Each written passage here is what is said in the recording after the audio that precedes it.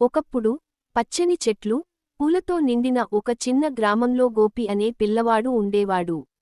గోపి చాలా చురుకైనవాడు, కాని చదువులంటే ఎంతగా ఆసక్తి ఉండేది కాదు. ఎప్పుడూ ఆటలు, సరదాలు చేసుకుంటూ ఉండేవాడు. ఒకరోజు గోపి తాతయ్య పాత గదిలో ఒక పాత గడియారం కనుగొన్నాడు. అది సాధారణ గడియారంలా కాకుండా చాలా విచిత్రంగా మెరిసేది. గోపి గడియారాన్ని తిప్పుతుంటే ఒక్కసారిగా గది వెలుగులతో నిండిపోయింది. ఆ గడియారం మాట్లాడింది. నేను మాయా గడియారం.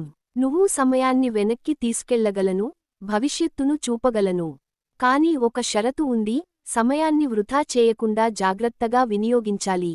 గోపి ఆశ్చర్యపోయాడు. అతను వెంటనే గడియారాన్ని పరీక్షించాలనుకున్నాడు. మొదట అది అతన్ని ఒక రోజు వెనక్కి తీసుకెళ్ళింది. అక్కడ అతను తన స్నేహితుడు పరీక్షలో తప్పు చేసిన సందర్భం చూశాడు. ఆ సమయంలో గోపి నవ్వుకున్నాడు, కాని ఇప్పుడు వెనక్కి వెళ్లి సాయం చేస్తే ఎంత బాగుండేదో అనిపించింది. తరువాత గడియారం అతన్ని భవిష్యత్తులోకి తీసుకెళ్ళింది.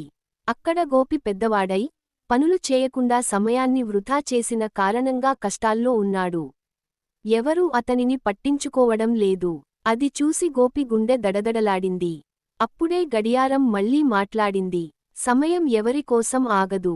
దాన్ని వృథా చేసినవాడు ఎప్పుడూ బాధపడతాడు. కాని దాన్ని సరిగ్గా ఉపయోగించినవాడు గొప్పవాడవుతాడు. గోపి ఈసారి బాగా ఆలోచించాడు. అతనికి అర్థమైంది, సమయాన్ని ఆటలకే వదిలేస్తే భవిష్యత్తు చీకటిగా మారుతుంది.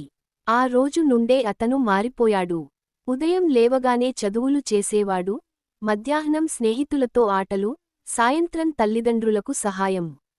కొద్ది రోజుల్లోనే గోపి గ్రామంలో అందరికీ ఆదర్శంగా మారాడు. గురువులు, తల్లిదండ్రులు అతన్ని పొగిడారు. గోపి మాయా గడియారానికి ధన్యవాదాలు చెప్పాడు. కాని గడియారం చివరిసారిగా చెబుతూ కనుమరుగైపోయింది. నీకు ఇక నేను అవసరం లేదు. నువ్వు సమయ విలువను తెలుసుకున్నావు. ఆ రోజు నుండి గోపి జీవితంలో ఒక మార్పు వచ్చింది. అతను కష్టపడి చదివి, తన గ్రామానికి మంచి పేరు తెచ్చాడు. పాఠం: సమయం చాలా విలువైనది. దాన్ని సరైన విధంగా ఉపయోగిస్తే మన భవిష్యత్తు వెలుగులమయం అవుతుంది. Please like, share and subscribe to Kalyan.